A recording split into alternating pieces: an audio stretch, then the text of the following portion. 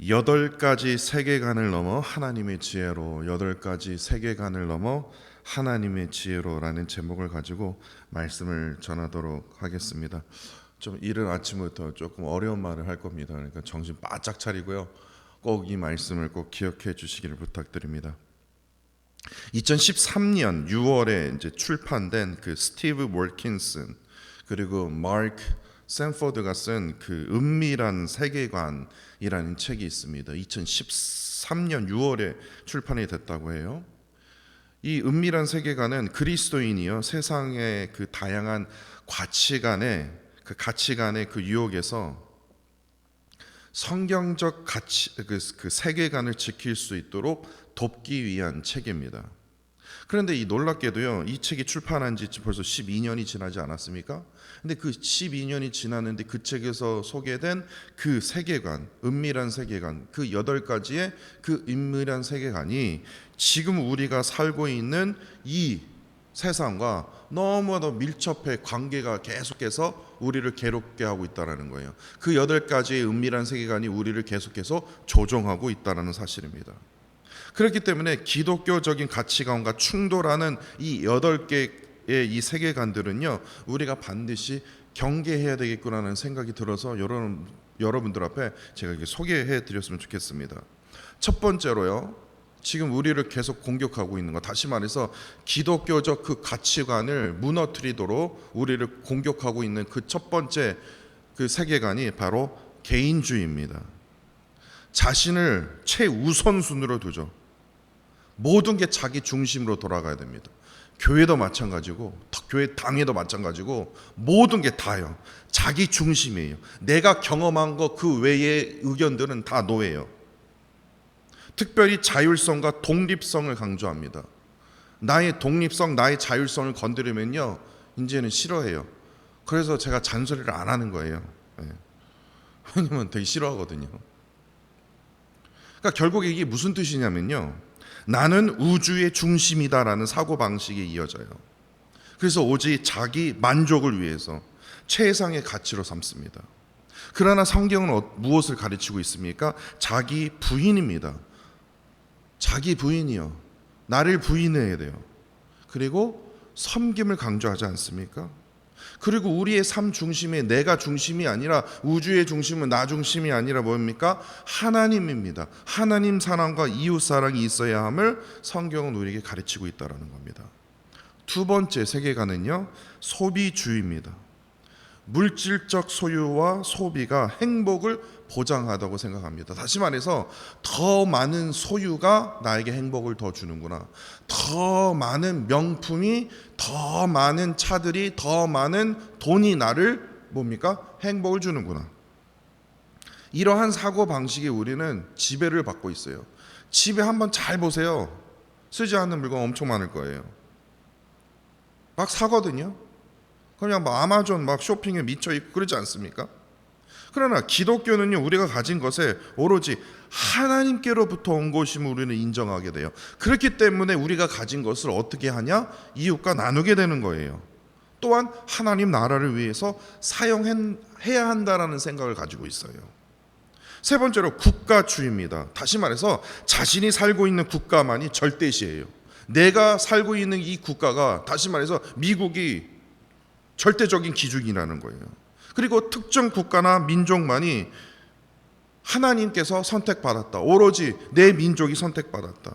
이는 결국 국가를 어떻게 합니까? 우상화하게 되고 타 민족을 배척하는 위험으로 이어질 수 있다는 거예요. 그러나 성경에서는요, 여러분들 무슨 이스라엘 백성들만 하나님께서 사랑하시는 게 아니에요. 그러면 요나서도 필요가 없어요. 요나서 왜 있습니까? 니느웨를 왜 구원을 해요? 니느웨가 이거 이스라엘 땅 아니어서 그렇게 얘기하시면 안 됩니다. 아니, 사마리아 땅에 왜 가냐고요? 그 저주받은 땅인데. 그렇게 생각하시면 안 돼요. 근데 그렇게 생각한 사람이 있거든요. 뭐 일본이 무슨 예수님을 안 믿어 저렇게 저주받은 땅이라고 그렇게 얘기하는 사람이요. 성경에서는요, 모든 민족이 하나님 앞에 동등하다라는 거예요. 목사라서 무조건 천국 가는 게 아니라, 장로라서 무조건 하나님이 더 이뻐해 주는 게 아니라, 이렇게 착각하게 되는데, 훌륭하니까 목사 된 거 아닙니까? 아니에요. 더 사고 치니까 목사 시킨 거예요. 제가 다시 한번 강조하지만 목사 훌륭해서 목사가 된 게 아니라 사고를 너무 치니까 나 목사 시킨 거라니까요. 하나님 앞에서 모두가 다 동등하다라는 거예요.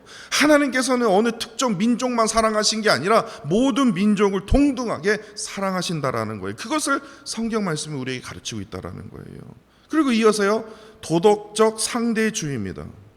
이게 무슨 말이냐면요, 어떤 행동이 도덕적으로 옳은지 틀린지에 대한 절대적인 기준이 없어요. 다시 말해서 상황에 따라서요, 문화에 따라서, 사회에 따라서, 개인의 신념에 따라서 이때는 옳고 이때는 옳지 않다라는 거예요. 그러니까 내로남불이 계속 나는 거예요. 모든 상황에 따라서 그냥 도덕적으로 그냥 무조건 판단하는 거예요. 그러나 성경은 어떻습니까? 하나님의 진리 앞에서요, 하나님의 말씀의 기준 앞에서 그 옳고 그름을 다 따져요. 근데 그 하나님의 진리는요, 사회적인 어떤 환경에 따라서요, 문화에 따라서, 내 신념에 따라서요, 달라지지 않아요. 하나님의 진리, 하나님의 말씀은 그대로예요. 바뀌지 않았어요. 인간의 선한 행위로 구원받는 것이 아니라 오로지 하나님의 은혜로 우리가 구원을 받는다고 가르치고 있거든요. 그리고 이어서 과학적 자연주의입니다. 과학적 자연주의는요, 과학적인 방법으로 증명된 것만이 유일한 진리라고 여기지 않습니까? 하다못해 초등학교나 중학교 가보세요. 크리에이션, 가스 크리에이션에 대해서 얘기하면요, 웃어요, 비웃어요. 다시 말해서 초자연적인 존재나 기적을 완전히 부정하고 있다라는 거예요. 창조론보다는 뭐가 우선순위 됩니까? 진화론이요. 그렇다고 해서 진화론도 지금 뭐 내 눈에 증명된 것도 없는데도 진화론이 그래도 과학적으로 생각하면 더 가깝다라는 거예요. 부활? 어떻게 부활이 있냐 이거예요. 그러면서 무슨 이스터를 지키는지는, 왜 지켜야 되는지 는 잘 모르겠지만 믿지도 않으면서도요. 이러한 상황이 지금 있는 거예요. 그러니까 초자연적인 사건이나 뭐 그런 성경의 어떤 그런 거요, 뭐 다 믿지를 않는 거예요. 창조주가 하나님인 거? 뭔 부활을 했, 뭐 무슨 부활이야? 그냥 계란만 까먹는 거지. 그렇게 생각을 한다니까요. 하다못해 믿는 장로도 그런 얘기를 해요. 부활에 대해서, 십자가의 죽음에 대해서, 아니 하다못해 구약에 있는 하나님을 아예 안 믿는 사람도 봤어요. 그런 거에 대해 전혀. 근데 이것이 기독교의 핵심이거든요. 죄송한 말씀이지만요, 창조주 하나님이요, 예수 그리스도가 부활하는 게 기독교의 핵심이거든요. 이거 꼭 아셔야 돼요. 근데 이것을 어떻게 합니까? 세상 사람들은요, 계속 무너뜨리고 있어요. 그리고 그 다음에 뉴 에이지 사상입니다. 뉴 에이지 한번 들어보셨죠? 쉽게 말해서 이겁니다. 인간이 신적인 존재로 진화할 수 있다라는 거예요. 내가 신이에요. 내가 신이에요. 자기 초월과 영성을 강조하지 않습니까? 그래서 기독교인들은 요가 하지 말아야 돼요. 요가가 아주 요상합니다. 예. 내가 중심이거든요. 내가 내 몸을 다스릴 수 있다고 믿거든요. 요가 하면 무슨 암 안 걸립니까? 그랬으면 요가하는 사람들은 무슨 다 건강하게요. 내가 신적인 존재거든요. 내가 다 몸을 컨트롤할 수 있어요. 컴하면 모든 스트레스와 내 몸에 있는 모든 악의 기운들이 다 빠져나갈 거라고 생각을 한다라는 거예요. 그러나 성경은 뭐라고 말했습니까? 오직 하나님만이 유일한 신이라는 거예요. 구원은 오직 예수 그리스도를 통해서만 가능하다고 가르치고 있다라는 거예요. 이어서요, 포스트 모던 부족주의요. 이런 포스트 모던 부족주의에 빠진 사람들은요, 특정한 이념, 정치 성향, 종교, 인종, 성별, 젠더, 문화 등으로 나뉘어서요, 자신의 집단만을 옳다고 믿고 타 집단은 다 부정하다라는 거예요. 그 사람들이랑 대화도 안 해요. 그러나 기독교는요, 단절과 대립이 아닙니다. 기독교는요, 단절과 대립을 좋아하는 사람이 아니에요. 기독교는요, 사랑과 화해입니다. 그러한 정신을 강조하고 있어요. 내 이웃을 내 몸과 같이 사랑하라. 그 말씀이요. 근데 그 말씀을 지금 기독교가 지키고 있습니까? 마지막으로 종교가 된 심리 치료입니다. 이게 되게 심각한데요. 무슨 종교가 자기, 나 일주일 동안 너무 스트레스 받았지. 나 교회 와서 내가 조금 내가 위로가 필요해. 무슨 교회가요, 예배가요, 불교의 템플 스테이로 뭐예요? 스테이, 템플 스테이요. 그걸로 생각하시는 분들이 되게 많더라고요. 여러분도 아시죠? 불교의 그 템플 스테이라고요. 그 전통 사찰에서요. 이제 생활을 하면서 체험하면서 명상을 통해서 수행을 통해서 심리적인 평안과 자기 개선의 그 추구를 그 뭐 아닙니까? 그 심리 치료하는 어떤 그런 프로그램이 바로 템플 스테이라고 하는데, 이제 그 불교에서도 이제 데이트도 이제 하고 막 여러 가지 뭐 활동을 한다라는 거예요. 저는 그거에 대해서 비판하고 싶지는 않아요. 어떻게 보면요, 되게 좋은 것 같아요. 근데 기독교는요, 우리가 드리는 예배는 무슨 내 마음에 무슨 심리 치료하기 위해서 예배 드리는 게 아니라는 거예요. 아니에요. 기독교가 말하는 그 평안은요, 인간의 노력이나 수행으로가 아니에요. 그걸 원하신다면 불교 가서 템플 스테이 하세요. 그게 아니다라는 거예요. 하나님의 은혜와 예수 그리스도를 믿는 믿음을 통해서 내 안에 뭐가 됩니까? 평안이 임해지는 거예요. 구원이 임해지는 거예요. 이처럼 이 8가지 세계관들은요, 아주 교묘하게 우리의 사고방식과 삶에 아주 젖어들고 있다는 거예요.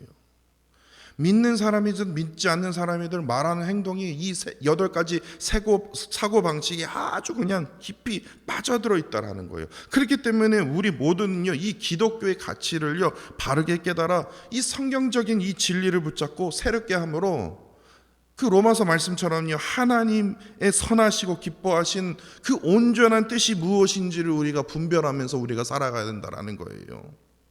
특별히 오늘 본문 말씀을 보면서 묵상하면서요, 갑자기 8가지 세속적인 이 세계관이 저 스스로 떠올랐습니다. 정말 우리가 이러한 이 8가지 세계관에 우리가 지금 지배받고 있구나, 혼란스러워하고 있구나. 근데 특별히 오늘 본문 말씀이요, 우리가 가져야 할 그 지혜와 삶의 방향을 분명하게 제시하고 있다라는 사실을 우리가 깨달을 수 있다라는 거예요. 특별히 오늘 본문은요, 두 부분으로 나눌 수 있습니다. 16절에서 22절까지는요, 내면의 성품을 다루고 있어요. 내면의 성품이요. 한번 살펴볼까요? 조금 길입니다. 그렇지만 집중해서 한번 들어보십시오. 성경을 좀 같이 이렇게 해서 읽으시면 더 좋아요. 16절입니다. 본문 16절에서 시작하지 않았습니까? 유독한 여인이 무슨 뭐 벙퍼즈만하게 넉넉하게 생긴 여인, 뭐 그렇게 생각할 수 있고 그냥 착한 여인이라고 생각할 수 있다나, 유독한이라는 그 히브리 단어가 뭐냐면 헨입니다. 헨은 무슨 뜻이냐면 병아리가 아니라 자비, 호의, 선의, 은혜를 뜻해요. 그러니까 이 유독한 여인은 뭐를 뜻하는 거냐면 하나님의 성품을 반영하는 중요한 가치를 지금 말하고 있는 거예요. 근데 이러한 성품을 가진 자는요, 자비, 호의, 선의, 은혜, 그게 유독한 여인, 그만한 성품을 가진 자는, 하나님의 성품을 가진 사람은 하나님께서 주시는 존영을 얻게 된다고 그래요. 존영은 쉽게 말해서 영광과 존귀를 말합니다. 반면 근면한 남자, 근면한 거라서 되게 좋은 뜻으로 근면한이라고 생각하나, 근면한은요 히브리어로 아리츠라고 합니다. 아리츠라고 하는데 그 아리츠는요 우리가 생각한 그 근면과 좀 거리가 멉니다. 포악한, 강포한, 두려움을 뜻하고 있어요. 그러니까 다시 말해서 세상과 폭력적으로 성취를 그냥 한짝같이 그냥 어떻게든 그냥 어떠한 방법을 내가 써서라도 네 성공을 위해서, 이 목표를 위해서 생취하는 그러한 사람을 바로 근면한 남자라고 얘기를 하는 거예요. 이는 바로 개인주의와 연결되지 않습니까? 개인주의에 따른 성공 방식과 연결되지 않냐고요.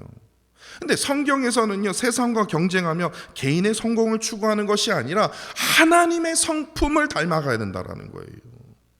하나님의 성품을 닮아가 공동체 속에서 덕을 쌓아야 된다는 거예요. 이를 통해서 존귀함, 영광을 얻는 것이 참된 가치임을 오늘 본문이 가르치고 있다는 겁니다.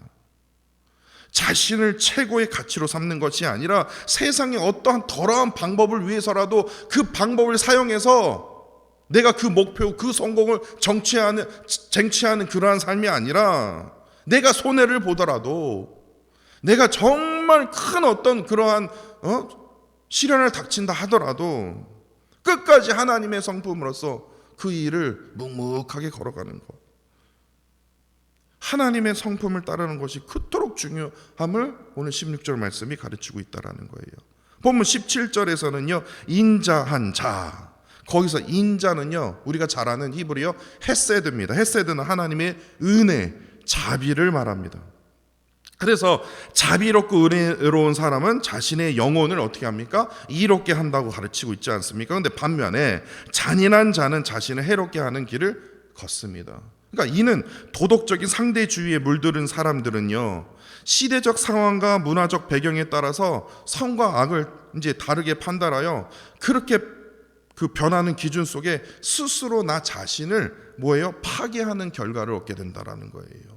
그러나 성경에서는요, 오늘 본문의 말씀처럼요, 하나님의 은혜 안에 거하는 자는 나 스스로 뭐 합니까? 참된 유익을 얻을 수 있고 나 스스로 생명을 하나님께서 허락해 주신다라는 거예요.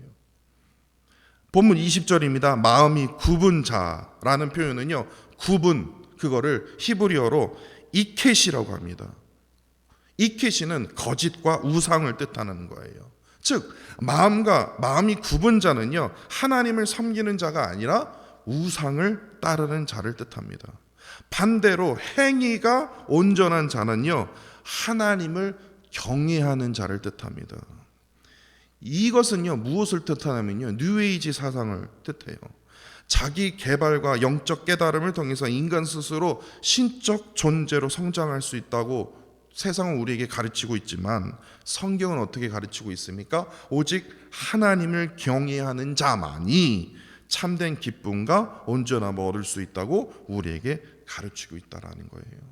그러니까 뉴에이지의 그 사고 방식과 달리 우리의 능력과 우리의 어떤 철학 신념이 아니라, 그것을 의지하는 것이 아니라 하나님을 온전히 의지하는 삶을 따라야 된다라는 거예요.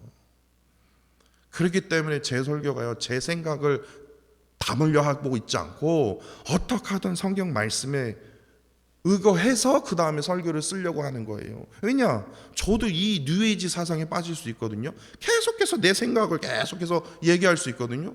그 근거가 뭐냐 이거예요. 그건 네 생각이고. 근데 설교를 한번 잘 들어보세요. 자기 생각이 담고 있는 그 설교들이 얼마나 많은지요. 말씀에 근거하지도 않은데 그냥 뭐 기독교진 사상으로 은근슬쩍 이렇게 껴 맞춰갖고 하시는 분들이 되게 많아요. 본문 22절입니다. 아름다운 여인이 삼가지 아니하는 것은 마치 돼지 코의 금골이 같으니라 라는 말씀을 보면요, 그 아름다움이라는 그 단어가 히브리어로 야페라고 합니다. 그러니까 외적인 그 미모를 의미합니다. 하지만 이 여인은요, 뭐가 문제냐면 야페라는 그 외적인 미모를 갖고 있기 때문에 내면의 덕을 갖추지 못한 모습을 보여주고 있지 않습니까? 내면의 그 아름다움을 갖추지 못하니까 자꾸만 뭐예요? 외적인 아름다움에 치중할 수밖에 없는 거예요. 이는 16절에서 유독한 여인과 되게 비교되지 않습니까?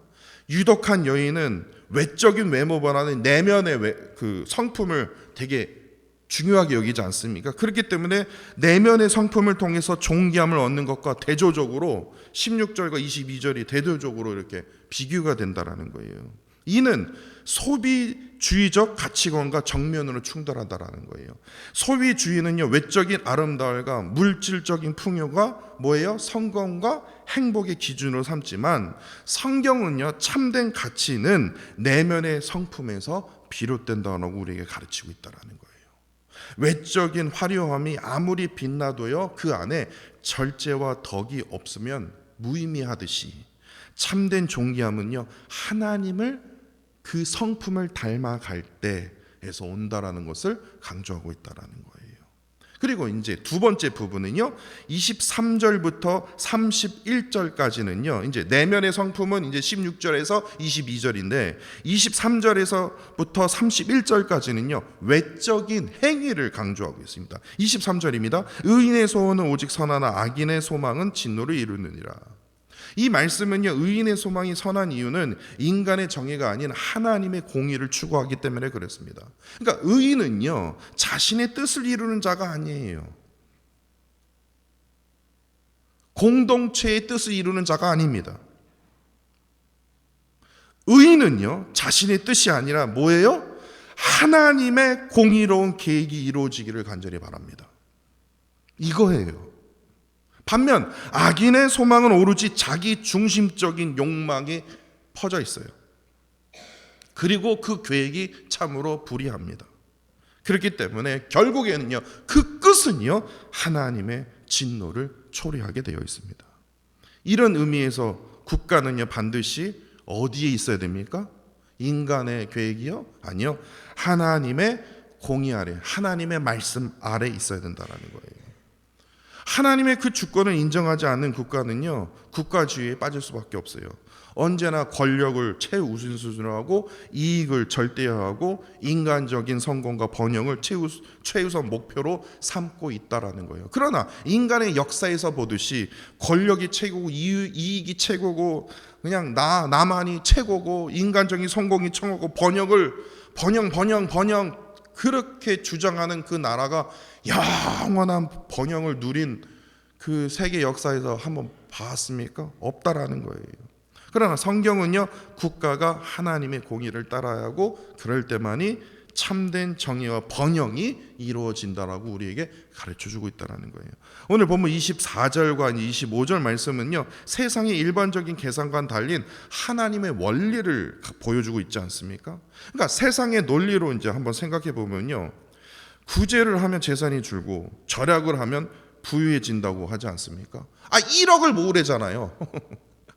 어쨌든 1억을 모으면 하여튼 부자 될 수 있대요. 1억부터 시작해야 된대요. 뭔 부재냐? 지금 네가 쓸 때냐? 지금 나눌 때냐? 지금 어떡하다 악착같이 모아야 될 거 아니냐? 지금같이 그냥 이렇게 물가가 오른 상태에서 그냥 절약해야지. 그러면 너 부유해져. 1억만 모아봐. 10만 불만 모아봐. 근데 성경은요, 나누는 것이 오히려 풍성하대요. 이게 이거 상식적이지가 않아요. 뭘 나눠? 아껴야지. 왜 나만 섬겨? 다른 사람도 있는데. 지나친 인색함은 결국 가난을 초래한다고 하는 거예요. 이는 인간적 이성과 합리성으로 설명하라는 그 과학적 자연주의와 부딪히고 있다라는 거예요. 그러니까 과학적 자연주의는 물질적인 부의 그 축적이 경제적인 안정과 성공을 보장해 준다고 우리에게 가르치고 있지 않습니까? 그러나 성경은요, 하나님의 섭리 안에서 베푸는 삶이 참된 부유함을 가져다 준다고 우리에게 가르쳐주고 있다는 거예요. 그러니까 진정한 부요는 인간의 계산이 아니라 하나님의 원리를 따를 때만이 이루어진다. 그리고 본문 30절입니다. 의인의 열매는 생명나무라 지혜로운 자는 사람을 얻느니라. 의인은 선한 영향력을 미치며 지혜로운 자는 사람들을 하나님께로 인도한다라는 그 의미입니다. 반면 이 포스트 모던 그 부족주의의 특징이 어떻습니까? 특정 집단의 그 정체성을 절대화하지 않습니까? 그리고 자신이 속한 그 공동체만이 나만이 내가 생각하는 그 기준이 진리를 가지고 있다고 완전히 그렇게 믿고 있는 경향이 요즘에 더 심각해지고 있다는 거예요. 이러한 사고방식은요, 다른 집단과 소통하는 걸 완전히 단절시키고 대립과 갈등을 조장하는 그런 위험을 초래하고 있다는 거예요. 그러나 성경은요, 의인의 삶이 생명의 나무처럼 모든 사람에게 유익을 준다라는 거예요. 모든 사람을 열받게 하는 게 아니라 해를 끼치는 게 유익을 주고 지혜로운 자는 더 많은 사람들을 하나님께로 인도하라는 거예요. 하나님께로 인도하지 못하도록 그냥 싹을 자르는 게 아니라 하나님께로 인도하도록 역할을 감당한다고 가르치지 않습니까? 이는 우리의 정체성이 특정 부족이나 집단이 아니라 하나님 안에서 확립되어야 되는을 우리가 가르쳐주고 있다는 거예요. 그러니까 진정한 공동체는 배타적인 사고가 아니라 하나님의 그 사랑과 공의의 중심으로 이루어진다. 그리고 본문 31절입니다. 보라, 의인이라도 이 세상에서는 보응을 받겠거늘 하물며 악인과 죄인이리요 라는 말씀은요, 이 땅에서 하나님의 공의로운 그 심판과 보상이 이루어짐을 우리가 보여주고 있지 않습니까? 그러나 오늘 심리 치료가 어떻게 됩니까? 종교화가 되는 어떤 그러한 현상은 인간의 내면적 그 평안과 자기 개발을 최고의 목적으로 삼으며 영적인 회복보다는 어떻게 합니까? 심적인 그 안정에 초점을 맞추려는 그러한 경향으로 우리가 보고 있지 않습니까? 그러한 것이 뭐예요? 우리의 종교 생활이 되어버린다라는 거예요. 근데 이러한 태도는요, 진정한 치유와 보상이 하나님께로 온다는 그 성경적인 그 가치와 충돌하다라는 거예요. 성경은요, 의인이라도 이 세상에서요 고난을 겪지만 하나님께서 반드시 보응 갚아주신다라는 거예요. 악인과 죄인은 더욱이 심판을 받게 될 것이다. 내가 심판하는 것이 아니라 하나님께서 심판하실 것이다. 그러니까 참된 회복과 보상은 인간의 노력과 심리적인 평안이 아니라 하나님의 공의와 은혜 안에서 이루어진다. 진정한 평안은 자기 노력에서 오는 것이 아니라 하나님을 의지하는 삶을 통해서 주어진다라는 것이에요. 박영선 목사님의 설교를 제가 듣다가 이 목사님의 이런 예화를 들었어요. 이분이 만났던 어떤 한 철학자의 이야기를 인용했는데요. 그 철학자는요, 처음에 기독교가 이게 말이 되냐? 이 사상이 말이 되냐? 뭐 하나하나 말이 하나도 자기가 이성적으로 생각해도 말이 안 맞대요. 그래서 믿지 않았다고 합니다. 왜냐하면요, 그 중에 수많은 것 중에 하나가 뭐냐면 세상의 어떤 종교도 십자가에 죽은 신을 믿으라고 하지 않기 때문에 그게 무슨 신이냐라는 거예요. 인간의 상식과 이성을 따르면 신은 어떠해야 됩니까? 권력을 가져야죠. 한 믿으면 복 받는다고 하여튼 강조하듯이, 그런데 자꾸만 기독교는 뭐를 강조합니까? 복복복 그렇게 강조하는 건 기독교가 아니에요. 십자가지래요. 십자가를 강조하기 때문에 이게 뭐야 이게? 아니, 신은 권력을 가져야 인간보다 우월한 존재라는 것을 더 강조해야 되는데 뭔 기독교는 계속 죽으래. 왜 계속 예수를 강조하는 거야? 그래서 안 믿었대요. 이는 기독교적 신앙이요, 인간의 이성과 판단으로 설명할 수 없는 초월적 진리를 담고 있다라는 것을 이 철학자가 나중에 깨닫게 된다라는 거예요. 세상의 종교는요, 인간의 노력과 합리성을 기반으로 하지만 기독교는요, 이성을 뛰어넘는 하나님의 그 은혜와 십자가의 그 역설적인 진리를 통해서 구원을 우리에게 약속하고 있기 때문에 그렇습니다. 이처럼 오늘날 세상은요, 우리를 지배하고 있는 이 8가지 이 세속적 세계관 또한 우리의 그 이성과 경험을 중심으로 형성된 것들이라는 것을 우리가 기억해야 됩니다. 그러나 성경에서는 이 모든 것을 초월하시는 하나님의 그 지혜를 우리에게 가르치고, 참된 진리는요, 우리의 인간의 그 생각을 뛰어넘어 하나님의 공의와 그 은혜 속에서 우리가 그 지혜를 발견할 수 있다는 사실입니다. 그렇기 때문에 우리는요, 우리의 논리를 내려놔야 돼요. 우리의 판단을 내려놔야 된다는 거예요. 우리의 논리와 우리의 판단을 초월하시는 하나님의 말씀을요, 이러한 혼란스러운 세상 속에서 우리는 더 말씀을 붙잡고 성경적 세계관에 우리가 살아야 된다는 거예요. 세상은요, 리더마다 그 가치가 계속 변해요. 어떤 대통령에 따라서 세상 계속 변하게 되어 있어요. 절대적인 가치가 없어요. 계속 불안해요. 계속 바뀌니까요. 그렇기 때문에 인간의 그 이성에 대한 그 한계를 항상 우리가 느낄 수밖에 없어요. 왜냐하면 불안하거든요. 대통령 잘 뽑은 것 같은데 계속 불안해요. 또 다음 대통령 뽑으면 누가 될까 또 불안해요. 계속 불안한 거예요. 그러나 하나님의 말씀은요, 하나님의 진리는요, 어떻게 합니까? 영원하다라는 거예요. 그렇기 때문에 우리가 그분의 그 말씀을 우리가 붙잡고 우리가 의지할 때 우리에게 어떻게 됩니까? 참된 지혜와 올바른 삶의 방향을 우리에게 하나님께서 보여주신다라는 거예요. 하나님께서 원하시는 참된 지혜와 삶의 그 방향으로 나아가시는 저와 사랑하는 성도 여러분들이 되시기를 간절히 원합니다. 기도하겠습니다. 사랑과 은혜가 충만하신 하나님 아버지, 오늘도 우리에게 귀한 말씀을 주시고 하나님의 진리 가운데 거하게 하시니 감사를 드립니다. 우리가 살아가는 이 시대는요, 세상의 가치관과 철학이 우리의 신앙을 흔들리고 있습니다. 그러나 우리가 사람의 생각이 아니라 하나님의 말씀에 그 기준으로 삼고 살아가게 하여 주시옵소서. 오늘 본문 잠언 11장 말씀처럼 우리의 내면이 하나님의 성품을 닮아 겸손하고 신실하며 우리의 행위가 하나님의 공의를 이루는 삶이 되게 하여 주시옵소서. 세상은 힘과 성공을 최고의 가치로 여기지만 우리는 예수 그리스도의 그 십자가의 그 사랑과 희생이 참된 능력임을 믿고 따르게 하여 주옵소서. 세속적 가치관이 우리의 삶에 영향을 미칠 때마다 우리의 그 믿음을 굳건히 지켜주시고 우리의 그 세상의 유혹에서 흔들리지 않도록 성령님께서 우리의 생각과 마음을 하나님 붙들어 주옵소서. 이제 우리가 세상에 살아갈 때에 정말로 빛과 소금의 역할을 감당하게 하여 주시고 하나님의 변하지 않은 그 진리를 담대히 붙들며 삶으로 주님을 증거하는 자가 되게 하여 주시옵소서.